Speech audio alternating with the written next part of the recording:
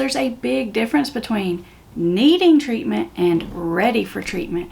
And so often family members just don't understand this, because in the family member's mind, it's just, I know that you need treatment, so I'm going to do whatever possible to make sure you get it. And that's not the most horrible of thoughts. I mean, it's really just trying to help someone else and help yourself too, because their addiction's probably making your life miserable too. So it's also pretty understandable. But I see way too many families get their addicted loved one into treatment before they're ready for it. So let's talk about what ready for it means. First thing I want you to know is ready for treatment doesn't mean want to go to treatment. That's important to know, because people never want to go to treatment. So when I say you need to wait for them to get ready for it, I'm not saying you need to wait for them to say, I want to go to treatment. That could happen, but it's not likely to happen. Timing is everything. When someone goes to treatment before they're ready, what happens is they don't go in with an open mind.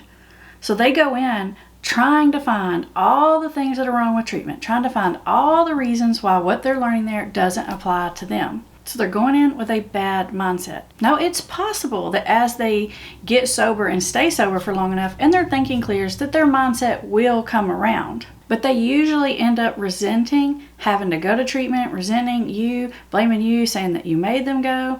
And the biggest problem of all when it comes to getting someone to go to treatment when they're not really ready is if they haven't tried and failed their own ways of getting sober like a bunch of times, it's not gonna work, because people have to run through their own list of trying it their way. Now, if you let somebody try it their way and it's just not working long enough, and then you wait for the right moment, we'll talk more about that in a minute, and then you offer them treatment, now you have a combination that works. Let's not make things worse by guessing. It's like a formula, and you need some variables to be there first, and then when you add in the treatment variable, you have a good combination. Without that combination, you and them are likely to regret it, because it's going to cost a lot of money. You're both going to feel like it didn't work. And eventually, when they do get to the point where they're ready for it, they may be even more resistant to it, because they're going to be thinking, I did that, I didn't like it, and it didn't even help. It's kind of like an antibiotic. Timing is very important. So if you have a loved one and you know they need treatment, that's great. What you need to do is focus on setting the stage and getting them to the point to be ready for treatment. Now, I know that this is frustrating, because I know you are ready for them to go to treatment. But if you don't do it this way, you're going to end up having to send them to treatment a whole bunch of times. It's going to actually draw the process out a lot longer in the long run than it needs to be. You're going to spend way more money than you had to, and you're going to do a lot more relationship damage in the process. There is a better way to do it. But first things first. The first thing you got to do is you got to help your loved one get out of denial about their addiction. And maybe even if they realize they have an addiction, then maybe you got to get them out of denial about the fact that maybe they need help for addiction. And that in and of itself is an important part of the process. You want to get them to a point where they're open-minded about making changes, and they're open-minded about ways of doing that. And in the best case scenario, you want them to be involved in making decisions about the treatment process. Now, if you've got a loved one struggling with an addiction and you know they need treatment, but you don't feel like they're ready because you're listening to this video and you're like, yeah, we're not quite there yet, then you really need to take a look at our Invisible Intervention online program. Now, this isn't an old school type of intervention where you have the person come to your house and you sit in a big circle and you read the letters. This is more of a behind the scenes kind of thing. That's why it's called the Invisible Intervention. This program will sort of guide you through the step-by-step process for how to get someone out of denial, open-minded, and actually ready and even asking for some kind of help or support.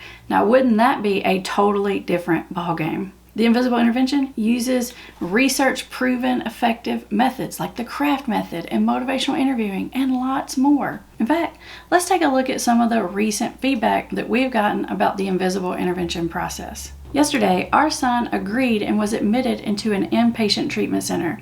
I know without a doubt that if it hadn't been for the Invisible Intervention guidance and support and the wisdom from you guys, that our family would still be standing in a puddle of hopelessness. I enrolled in the Invisible Intervention in February, And now it's the beginning of April, and our son has made the decision to do different, to step out of darkness and shame and into light. Now we know that this is the first of many milestones, but we all feel a sense of unity within our family, and it's reassuring that we're on the right path. Here's another piece of feedback we recently received. Last Friday, my husband had a major drinking event. In the past, I would have responded to anger, which led to significant bad feelings between us. This time, I responded by using the methods in the invisible intervention with compassion and empathy.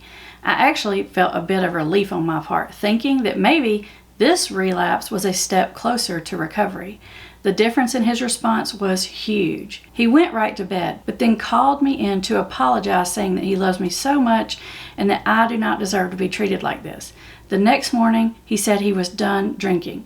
This is the first time it seems his decision to quit drinking was really his decision. The next day, he said he had some phone calls to make and that he was ready to start sorting out some of these problems. If you're interested in learning how to get someone out of denial and actually wanting to change, I'll put a link for you to learn more about the invisible intervention in the description.